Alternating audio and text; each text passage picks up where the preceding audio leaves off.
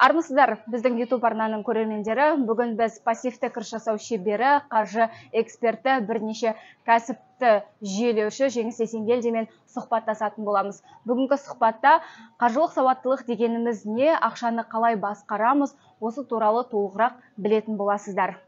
Жеңіс мырза, ең алдымен 2021-2022 жылдың бестселлеріне арналған қаржылық сауаттылық курсы адамдарға қандай пайда беріп жатыр? Осы жөнінен қысқаша айта кетсеңіз.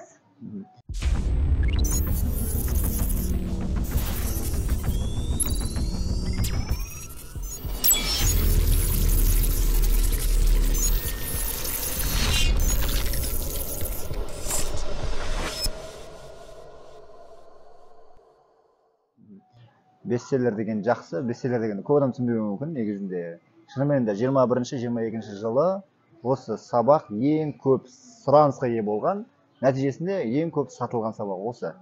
Енді бұны сатып алу арқылы адамдардың көбісі, былай айтқанда, қараңғыдан жарыққа шығып жатқандай болды. Жалпы айтады ғой, білім деген нұр, нұр деген ол әрқашанда адамды жарыққа шығарады деген сияқты. Яғни бұл біліп алдым, естіп алдым, жақсы болып қалдым деген сөз емес. Яғни нақты бір нәтижеге жетіп жатыр. Яғни нәтиже дегеніміз не? Менің айтатын нәрсем, нәтиже былай айтқанда қалта көбею керек. Кез келген адам бір білімді алған кезде оның қалтасына әсер етпейтін болса, онда ол білім болғаннан болмағанды жақсы шығар мүмкін. Енді екінші нәрсе қаржылық сауаттылық деп айтып жатсыз ғой. Қаржылық сауаттылық деген сөздің өзін жек көремін, негізі айтқым келмейді. Неге? Өйткені қаржылық сауаттылық дейтін болса, айналып келген кезде бір үй алу техникасына тиеміз, айналып келген кезде бір ақша жинап депозитке салып қою деген тақырыпқа тиеміз. Кейбір уақыттары ақшаны дұрыс санау деген мәселе болуы мүмкін. Кейбір уақыттары өзіңнің шығындарын жазып жүру деп айтады. Мен осы сөзді айтқым келмегеннен кейін қаржылық сауаттылық емес, қаржылық еркіндікке шығу алгоритмі деп қойған себебім содан. Неге? Өйткені адамдарға қаржылық еркіндік керек. Неге? Ақша не істейміз? Ақша көп болғанда не қыламын деп айтуы мүмкін адамдар. Ақша көп болған кезде сенде еркіндік болады. Ал енді еркіндік деп отырғанымыз не деген кезде, шынымен де мойындау керек, қазіргі адамдарда қаржылық еркіндік жоқ. Неге? Сен ата-анаңа әрқашанда қасында болғың келеді, бірақ жұмыстан босамайсың. Бала шағаңа қыдыртқың келеді, босамайсың. Оларға тәрбие беруге тағы уақытың жоқ. Әйеліңмен сөйлесейін десең, онымен де кездесуге уақытың жоқ. Достармен кездесуге тағы да уақыт жоқ. Саяхатқа шығайын десең, оған да уақыт жоқ. Бүкіл уақытты не алып жатыр? Бүкіл уақытты осы табыс табу, ақша табу деген нәрсемен кетіп жатыр. Енді не істейміз? Енді осы ақша таппағанда енді келдік қой өмірге, ақша таппасақ өлеміз ғой деген сөз де болуы мүмкін. Мен айтамын, әрқашанда сен өлмейсің. Яғни сен бір алтын формула деп айтып жүрміз қазіргі бір жүйені, сол алгоритмді білетін болсаң, сол күннен бастап сен қаншалықты ерте білетін болсаң, ертерек өзіңнің қорыңды тез жинап, қарапайым жолдармен жинап, соны өзіңнің орныңа жұмыс ете білесің негізінде. Енді қызығын айтайыншы, осы өзіңнің орныңа жұмыс ету деген кезде адамдарда бірден лохотрон немесе бұл мүмкін емес деген нәрсе болады. Неге? Адам баласы өзі істеп көрмеген нәрсені, немесе айналасындағы көршісі істеп көрмеген нәрсе, немесе оны тума-туысы істеп көрмеген, немесе оны достары істеп көрмеген болса, ол адамға ол нәрсе мүмкін емес бола береді. Мысалға айтайыншы, адам аспанға ракетаны ұшыру мүмкін емес болуы мүмкін, бірақ Илон Масктың семьясына ол мүмкін да. Неге? Өйткені Илон Масктың семьясы көріп отыр, ол машина, ол ракетаны аспанға ұшырған деймін да, бұл айтқанда. Сол сияқты айфонды шығарам деген кезде де, немесе мына самолет аспанға ұшырам деген кезде де адамдарға мүмкін емес көрінді ғой, бірақ соның айналасында жүрген адамдар ол білді да мүмкін екенін. Яғни қашан сіз осы нәрсені қасына келіп, қолыңызбен ұстап көріп, есептеп көріп, осы формуланы үйренген кезде барып, бұл мүмкін екен ғой дейді да. Сондықтан мен айтамын адамдарға, көрмей тұрып, білмей тұрып, ой, бұл мүмкін емес дегеннен сақтану керек жалпы. Көру керек. 1000 рет естігеннен не пайда, бір рет көру керек та. Осы көру үшін адамдар тіпті тегін десең де келмей жатқан адамдар бар да. Неге? Өйткені олар уже мүмкін емес деген нәрсенің бір сызығында тұр. Сондықтан бұл мүмкін. Қаржылық еркіндікке шығу мүмкін. Шығып та жатырмыз. Яғни адамдар оқып, осы нәрсенің нәтижесін көріп жатыр. Олар өзіңіз де көресіз негізінде. Қаржылық еркіндікке шығу үшін менің табысым миллион, миллиардтар болу керек дегенде бір түсінік бар. Аз ғана мен қаражатыммен қайдан қаржылай еркін болыппын деген түсініктер адамдардың басында жиі кездеседі. Бұған не айтасыз? Егер тапсыз айтқандағыдай болатын болғанда, мен адамдарға немесе жарнама болсын, немесе адамдарға бір шақырған кезде айтатын едім. ей адамдар, егер сіздің қалтаңызда кем дегенде 500 мың теңге болатын болса, ғана келіңіз, қалғандарыңыз келмей қойыңыз деп айту мүмкін еді де. Бірақ мен біліп отырғандағыдай, менің өзімнің ең бірінші осы қаржылық еркіндікке шығу алгоритмін үйренетінің алдында 97 мың теңге болған менің айлығым. Яғни 97 мың теңге болған айлығы сондай болған адам тез арада 6 ай одан жоғары уақыттарда қазіргі айтып отырған жетістікке жете алған болса, бұл бір сиқыр нәрсе емес, немесе бұл бір сәттілік деп те айта алмаймын. Яғни бұл тәртіп бойынша сол алгоритмдерді қолданғанның жемісі деп ойлаймын. Сондықтан кімге керек бұл сабақ? Яғни ол кімге айтылып жатыр деген кезде, қаржылық еркіндікке шығу дегеніміз миллионер болу деген сөз емес. Яғни көптеген ақша болу керек, ол миллиондар табу керек емес. Яғни қанша ақша тапсаң да әрбір адамның өзінің мөлшері бар.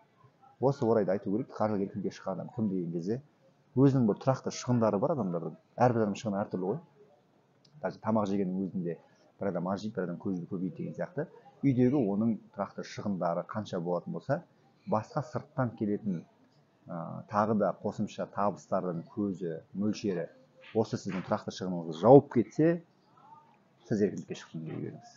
Мүмкін сіздің тұрақты шығыныңыз 50 мың теңге шығар. Мүмкін сіздікі 100 мың теңге шығар. Осы орайда сіз осы соманы білетін болсаңыз, еркіндікке шықтым дей беріңіз. Енді мен қазір оның бір қалай болатынын айта алмауым мүмкін, өйткені оның өзі бір 3 күндік сабақ қой негізінде. 3 күннің ішінде айту керек болған нәрсені бір 3 минутқа сыйғыза алмайтын шығармыз. Тағы бір сұрақ, сіз үйретіп жүрген алтын формуланы қолданған адамда қанша уақытта ақшалай еркін адамға айналады? Яғни сол формуланы қолданған адамда неше уақытта нәтижеге шығады? Негізі айтайықшы, статистика бойынша жалпы былай айтайық, егер бұл нәрсені физикалық тұрғыда көрсететін болсақ, мысалға сіз тренажерный залға бардыңыз, сізге айтады, сіз 3 ай бойы менімен бірге осы нәрсені жасайтын болсаңыз, үзбей жасайтын болсаңыз, мен істе деген нәрсені істейтін болсаңыз, сіз істей аласыз соны істейтін болсаңыз, сіздің денеңіз әдемі болып, айтқанда фигураңыз әдемі болады деп айтуы мүмкін да, ондай бар да. Шынымен де ол адам біледі, осы нәрсені 3 ай жасатады, 3 жасатқаннан кейін сіз айтасыз, мен денем қандай болды, әдемі болды деген. Сіздің осы себебіңізден деп айтады. Тап сол сияқты негізгі менің айтатын нәрсем, кем дегенде 3 ай шыдасаңыз болды деп айтамын. Осы нәрсені істейтін болсаңыз, сіздің қаржылық еркіндікке шығу қадамыңызды өзі көре бастайсыз негізінде. Бірақ жаңағы тренажерға келетін болсақ, ана адам бір қалып, келмей қалып, жалқауланып, істемей қоятын болса, ол адамда 1 жыл жүрсе де істемейді. Яғни 1 жыл жүрсе де адамның денесі өзгермейді деген сияқты. Яғни өзгеруге себеп болатын жалғыз өзің ғана да негізінде. Өйткені біз шешім қабылдап қойғаннан кейін таксиді шақырып, ақшасын төлеп мінбей кеткен адамдар болуы мүмкін ғой. Сол сияқты егер сіз осы нәрсені ақшаға сатып аласыз, және сізде мінез болмаса, яғни мен оны жасаймын, мен өзгеремін бүгіннен бастап дейтін болмасаңыз, онда өзгеріс болмауы мүмкін. Бірақ көп жағдайда біздің статистикада 96% адам жетіп жатыр. Қалған 4% адам кім деген кезде, енді адамның бәрі бірдей емес. Кейбір адамдар кейін жасайын, қазір уақытым болмай тұр деген сияқты шыны керек. Сондай айтатын адамдар болады. Ол адамдардың өздерінің көзі болады. Бірақ ешқайсысы келіп, сіздің сабағыңыздан пайда болған жоқ емес. Яғни проблема өзімде болып тұр. Мен әлі бастаған жоқпын, яғни мен кіріскен жоқпын деген сияқты мүмкін. Кейбір жағдайларда болады, табыс тауып жүрген адам, сол енді жасайын деп жатқан кезде табыс көзі жабылып қалғандар да бар, мысалға. Сондықтан кейбір уақытта паузада тұрғандар бар деген сияқты. Бірақ бағанағы 96% жетістікке жетіп, осы нәтижесін көріп жүрген адамдар барлық 100% жауап береді деп ойлаймын. Енді ең қызығы, бас аяғы 4-5 айдың ішінде кәдімгі қарапайым бізге келген адамдар барлығының қосындысын қосқан кезде 150 миллион ақша жинап қойды уже. Яғни мен оны қолмен ұстадым. Енді ар жағын айтпай ақ қояйын, қай жақта екенін. Өздері біледі. Яғни менде конкретно отчет бар. Яғни осы 150 миллион теңгені жинаған туралы. Рахмет, керемет нәтиже. Қазіргі уақытта нарықта көп эксперттер пайда болған. Солардың басым көпшілігі норма көтеру үшін саяхаттауың қажет, бұрын көріп бармаған жерге баруың керек, қымбат бренд киім алуың керек деген сияқты адамдарға осындай бағытта бір білім беріп жатыр. Бұл экспертке ұстаз деп сенгендіктен көп адам қарызданып болсын осындай жағдайларға барып жүреді. Саяхаттауға қарызға кіріп, киім алуға қарызға кіріп, нормасын көтеру үшін. Жалпы бұған сіздің көзқарасыңыз қандай? Біз осы орайда айтамыз, адамдар жалпы дем алу үшін жұмыс істеп жатады ғой, негізінде демалады жұмыс істеу үшін. Яғни қазір біз осы Түркияда жүрген болсақ, біз осы Түркиядан алған энергиямызды кейін жұмыс жасау үшін пайдаланамыз негізінде.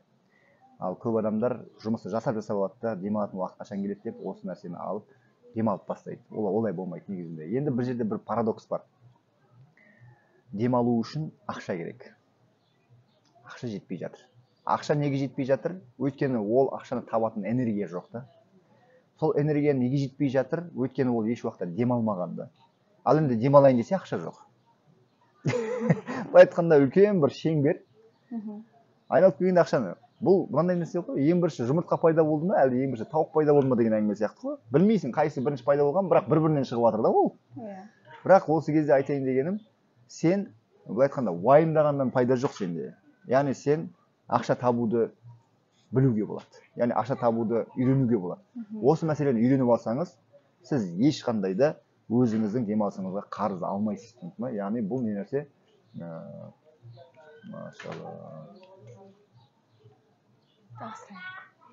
Қайта айтайын енді? Демалысыңызға қарыз алмайсыз деп әрі жалғастыра берсек болады. Яғни сіз ешқашанда қарыз алмастан өзіңіздің табысыңызды жинау арқылы демалыстарды ұйымдастыруға болады, басқа нәрсені ұйымдастыруға болады негізінде. Яғни біздің айтқымыз келіп тұрған нәрсе, жалпы біздің ұстанымымызда рассрочка алу, қарызға кіру деген нәрсе жоқ. Неге? Өйткені бізге келетін ақша бізден шыққан энергияның алмасуы.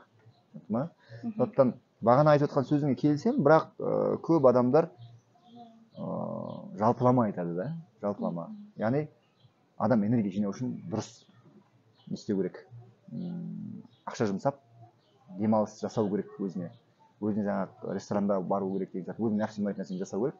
Бірақ алайда оны қарызға алып жасау керек емес. Көрдіңіз ба? Яғни сіз қарызға аласыз, сіз ол жерге барып демалған боласыз, бірақ сіздің энергияңыз өзіңіздің энергияңыз емес, яғни қарыз мәселесі болып тұр да, яғни қарыз ол сенің энергияңды заранее алып кететін нәрсе. Сондықтан бұл нәрсеге жоламаған жақсы. Яғни ең дұрысы табысыңызды тауып, сосын соны жинап, соны біздің алгоритм бойынша сақтап, сосын оны көбейтудің жолын үйренсеңіз болды. Осы бір алтын формуланы үйреніңіз, келіңіз деген кезде көп адамдарда мынандай бір түсінік болуы мүмкін. Талып жатқан өзім, қалай басқаруды да өзім білемін ғой деп ойлауы мүмкін. Бұндай түсінік адамды қай жерге алып барады? Егер сізге машинаңыз сіздікі, трабаңыз да өзіңіздікі, қалай болса өзіңіз қалай болса айдай беріңіз десең, сіз көшедегі көрсетіп тұрған бағдаршамға бағынбасаңыз, онда сізде авария болады ғой.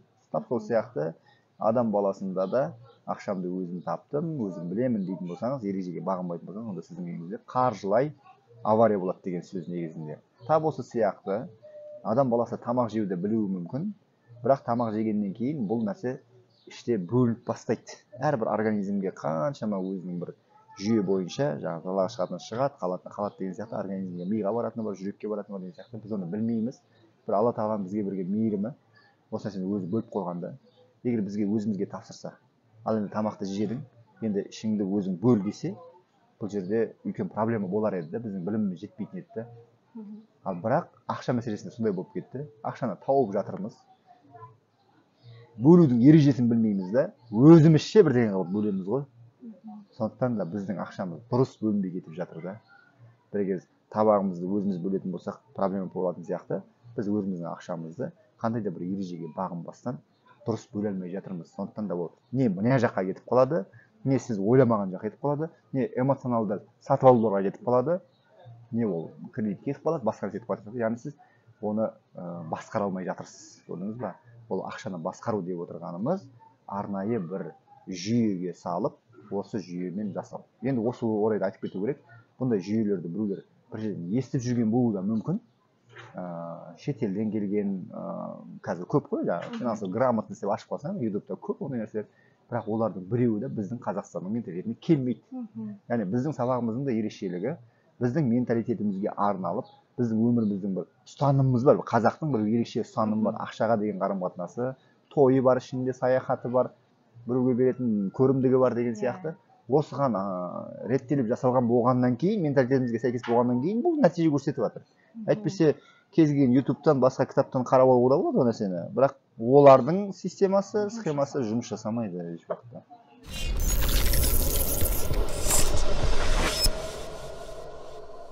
Осы алтын формуламен жүру арқылы біздің кіші және үлкен армандарымызға жинаған ақша есебінен дәл қазір біз Түркия мемлекетінің Алания қаласынан сіздерге тікелей сұхбат жүргізіп отырмыз. Егер сұхбат көңілдеріңізден шыққан болса, бізге пікір жазып каналымызға тіркеліп кетіңіздер. Көп-көп рахмет.